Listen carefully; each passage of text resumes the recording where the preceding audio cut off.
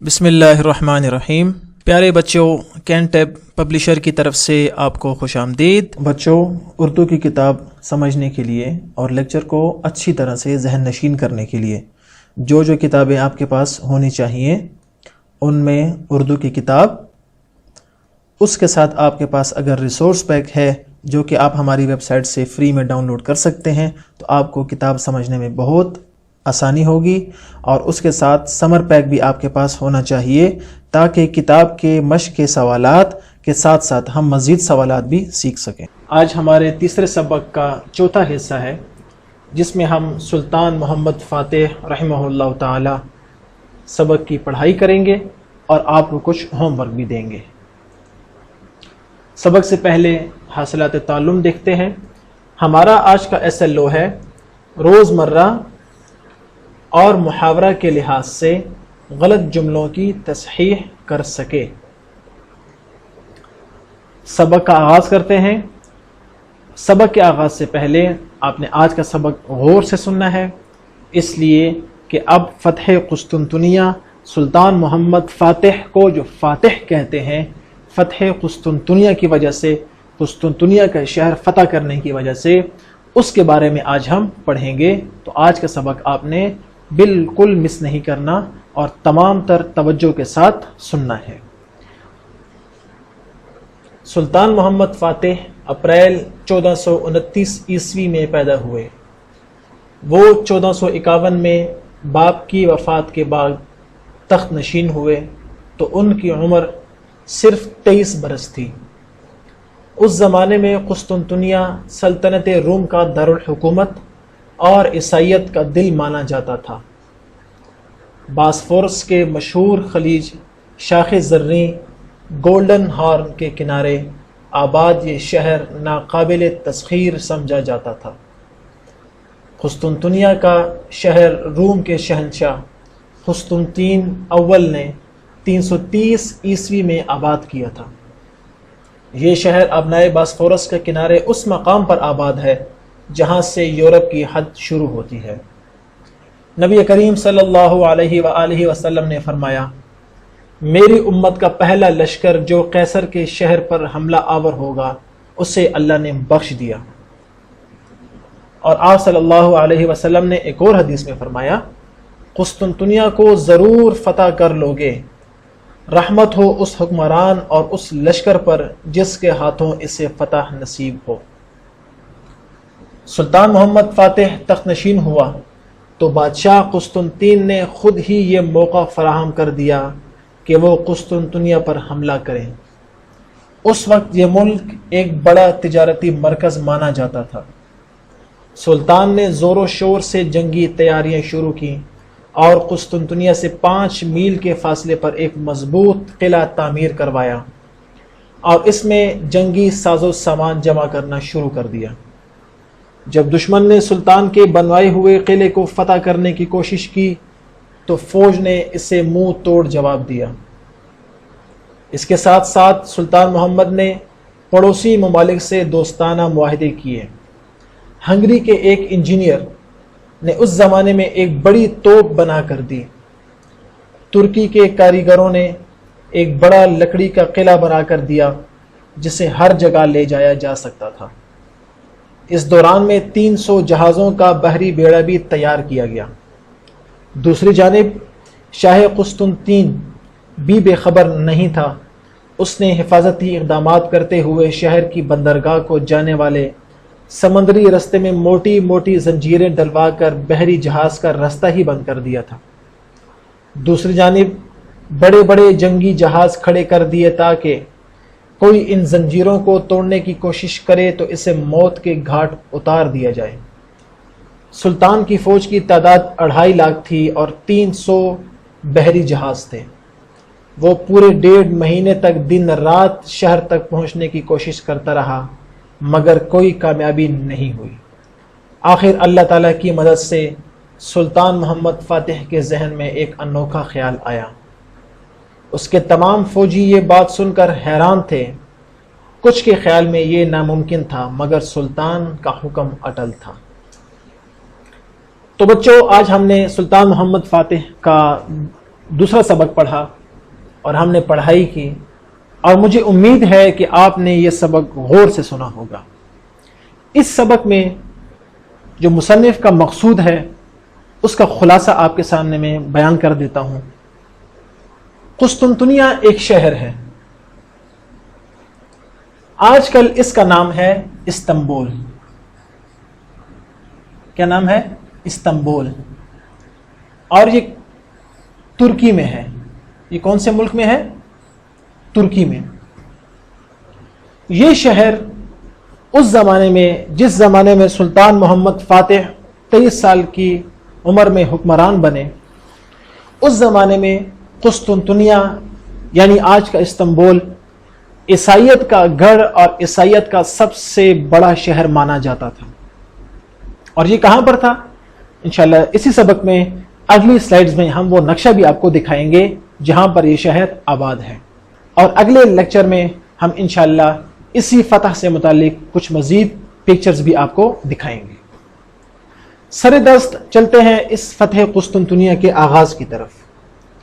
یاد رکھیں کہ قسطنطنیہ یعنی آج کا استنبول، اس کے بارے میں جناب نبی کریم صلی اللہ علیہ وسلم نے بہت پہلے پیشن گوئی فرما دی تھی کہ آپ مسلمان اس شہر کو ضرور فتح کریں گے، اور آپ صلی اللہ علیہ وسلم نے دعا بھی فرمائی تھی کہ رحمت ہو اس حکمران پر جو اس کو فتح کرے، اور صرف حکمران پر نہیں بلکہ اس لشکر پر بھی اللہ کی رحمت ہو جو اس کو فتح کرے۔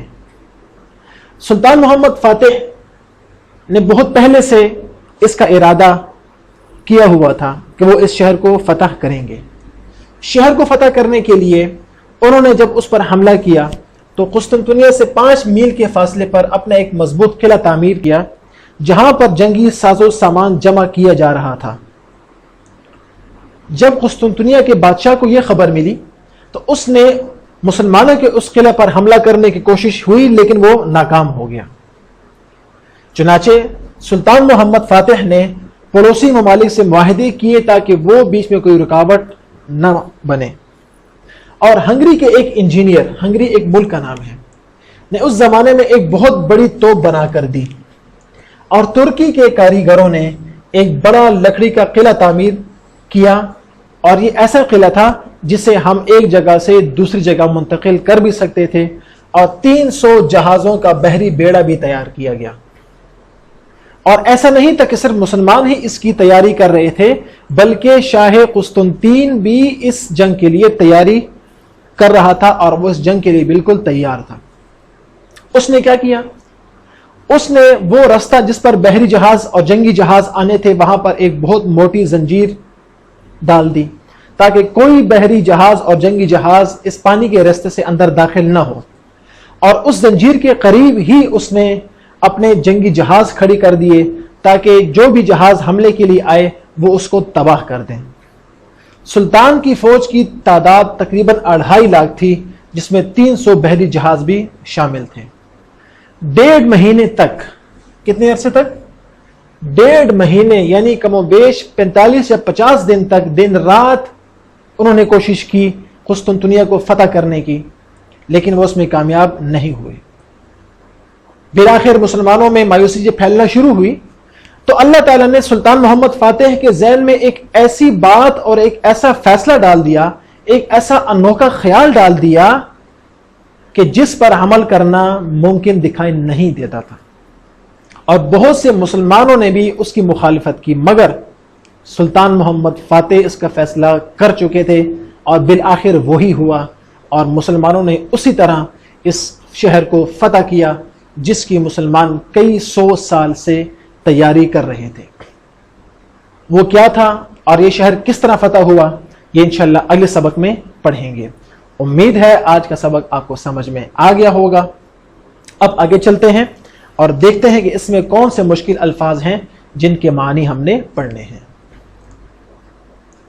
پہلا لفظ ہے سلطنت، جس کا معنی ہے حکومت یا بادشاہت۔ دوسرا لفظ ہے تخت نشین، جس کا معنی ہے تاجدار، بادشاہ یا تخت پر بیٹھنے والا۔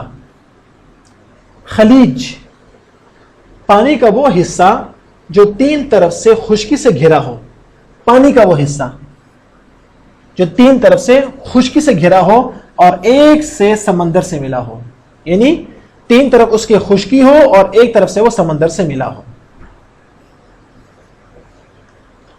تسخیر، تابع کرنا، فرما بردار بنانا، قبضے میں کرنا یا فتح کرنا۔ اٹل، اس کا معنی ہے جو اپنی جگہ سے نہ ہلے، غیر متزلزل، قائم، ایک جگہ ٹھہرا ہوا یا مستحکم۔ ابنائے باسفورس، آپ کے سامنے یہ لفظ آیا تھا۔ ابنائے کسے کہتے ہیں؟ یاد رکھیے، ابنا اس جگہ کو یا پانی کے اس رستے کو کہتے ہیں جو دو بڑے پانی کے ذخیروں کو آپس میں ملاتا ہے، جیسے ابنائے باسفورس۔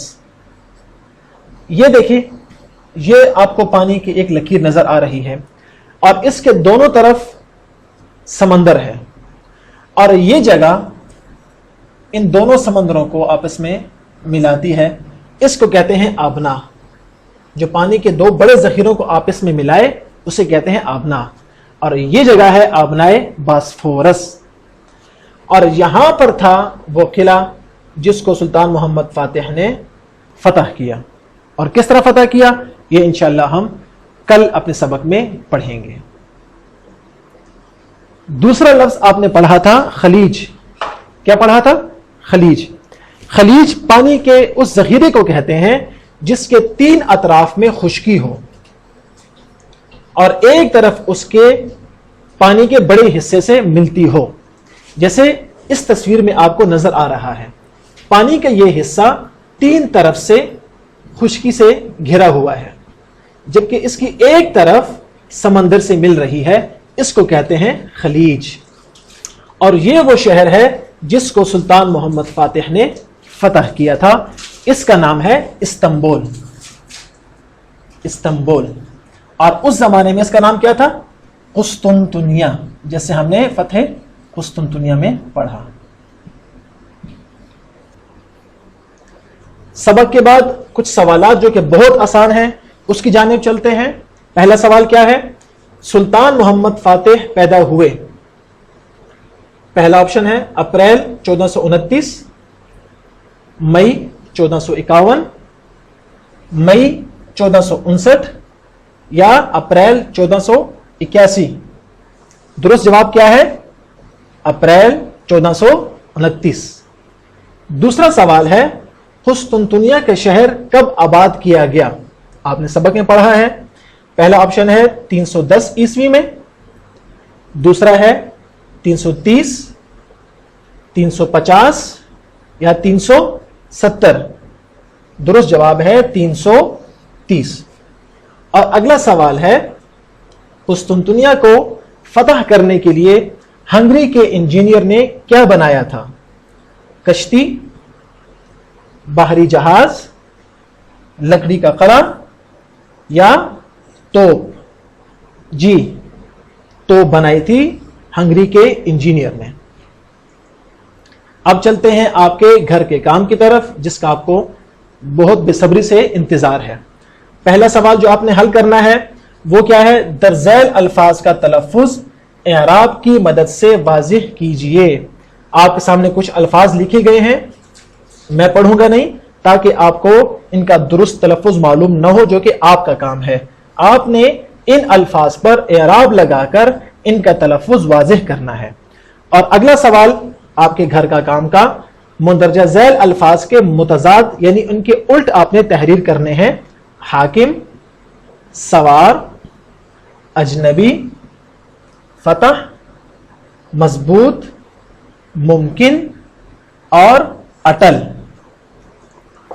اب دوسرا گھر کا کام جو کہ آپ کے سمر پیک میں موجود ہے اور جو کئی مرتبہ آپ اس کو حل کر چکے ہیں، وہ کیا ہے؟ ہر سوال کے 4 جوابات دیے گئے ہیں جن میں ایک جواب درست ہے۔ آپ نے درست انتخاب کر کے دائرے کو مکمل سیاہ کرنا ہے۔ یہ محاورے سے متعلق آپ کے سامنے 4 سوالات ہیں، اور آپ نے صرف سوالات کے جوابات نہیں دینے بلکہ آپ نے جو جواب منتخب کیا ہے اس کی وجہ بھی آپ نے لکھ لینی ہے جیسا کہ آپ کے سمر پیک میں موجود ہے۔ اگلے سبق میں پھر ملاقات ہوگی۔ اللہ حافظ۔